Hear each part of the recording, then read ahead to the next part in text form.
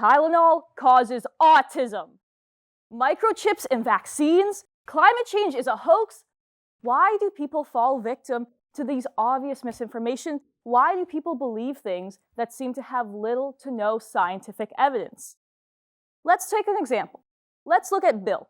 Bill is your ordinary human guy who likes ordinary human things such as texting his friends and occasionally doom scrolling on Meowstagram Reels. One day, Bill sees a polarizing and emotional claim online that an opposing political group, the Mice, might be planning some sort of uprising.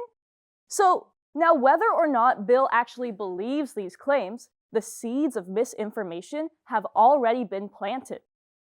See, merely seeing something a few times will increase your familiarity with something.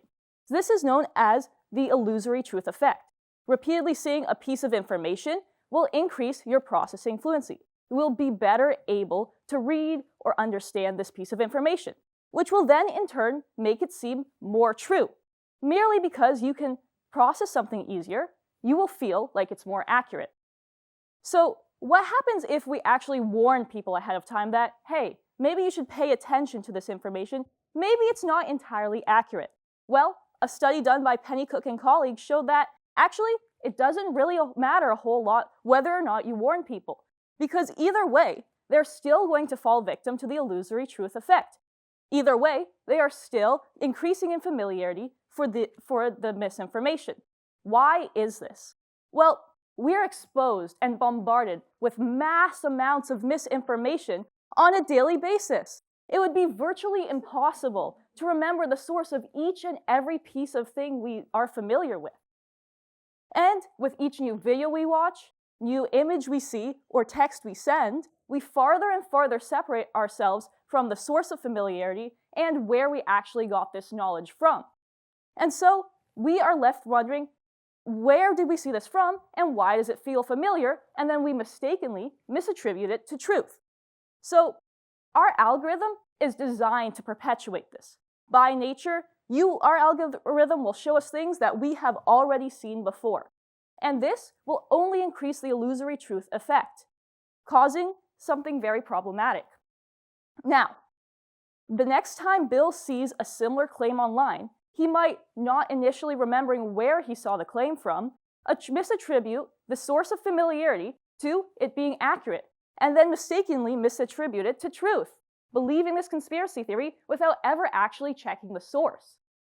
So why is this such a big deal? If you're not already convinced, in 2020, the World Health Organization declared a worldwide pandemic. And I'm not just talking about COVID-19, I'm talking about an infodemic. We have an overabundance of information in our environment, and unfortunately, most of this information is false or misleading. And so we need to be aware of this so that we can protect ourselves. So what are some ways we can do that? Well, the American Psychological Association has a few guidelines. First of all, avoid repeating misinformation. That means not sharing or liking or interacting with things you see. And if you're trying to debunk something, make sure you include the correction and not the misinformation. Next, promote healthy media literacy habits. Studies show that people who understand the tactics that misinformation uses will be better at protecting themselves. So things like high emotional salience or polarizing views. If you're aware of these tactics, you can best know what might be misinformation and what might be misleading you. Lastly, we need to collaborate with media companies to work to stop the spread of misinformation. Oftentimes, misinformation is rewarded with likes, follows, and even profit. So we need to help leverage trusted sources to avoid this. Lastly, what you guys can do is stay critical. Misinformation will be something you face at some point in your lives. What's important is that you don't fall victim to using familiarity as an accurate judgment of truth. We need to be aware of this, be conscious, and if we all do this, we can help avoid this catastrophe. Thank you.